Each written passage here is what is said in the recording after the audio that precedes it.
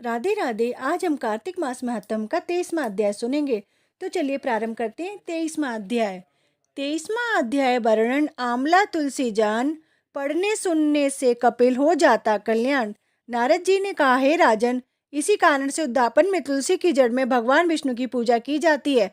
तुलसी का मूल प्रदेश भगवान विष्णु को प्रसन्न करने वाला है। हे राजन, तुलसी का पौधा जिस घर में विद्यमान है वह घर तीर्थ स्वरूप और उस घर में यमदूत कभी नहीं आते। ये पौधा सब पापों को नाश करने वाला और अभिष्ट फल देने वाला है। जो मनुष्य तुलसी का पौधा लगाता है वह यमराज को नहीं देखता। भगवान नंदी का दर्शन, गंगा स्नान व तुलसी के पौधे का संसर्ग, ये तीनों एक से पुण्यप्रद हैं। तुलसी को छूने से कामिक, वाचिक, मानसिक आदि संपूर्ण पाप नष्ट हो जाते हैं। जो प्राणी तुलसी के दल से भगवान का पूजन करते हैं वह पुनः गर्भ में नहीं आते और निसंदेह जीवन मुक्त हो जाते हैं।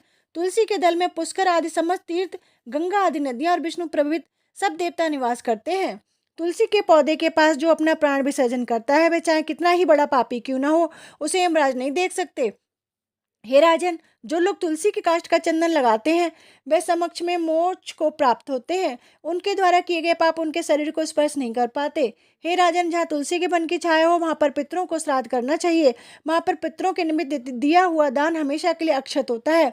आंवले की वृक्ष की छाया में जो प्राणी पिंड दान करते हैं उनके पितर यदि नरक की यातना भी भोग रहे हो तो वो भी मुक्त हो जाते हैं। सिर, हाथ, मुंह और देह में जो आंवले को धारण करते हैं उनको विष्णु रूप जानना चाहिए। आंवले के फल और तुलसी के दलों को पानी मिलाकर जो प्राणी स्नान करते हैं उन्हें गंगा स्नान का फल मिलता है। जो मनुष्य आंवले के पत्तों को और फलों से देवताओं को पूजन करते हैं उन्हें स्वर्ण, मणि और मोतियों द्वारा पूजन का फल मिलता है। कार्तिक मास में सब तीर्थ, ऋषि, देवता और सब यज्ञ जब सूर्य तुला राशि में होता है आंवले के वृक्ष में वास करते हैं। जो मनुष्य द्वादशी तिथि को तुलसी दल और कार्तिक में आंवले का पत्ता तोड़ता है वह नरक में वास करता है। जो कार्तिक में आंवले की छाया में बैठकर भोजन करता है उसके संसर्ग में सब दोष नष्ट हो जाते हैं।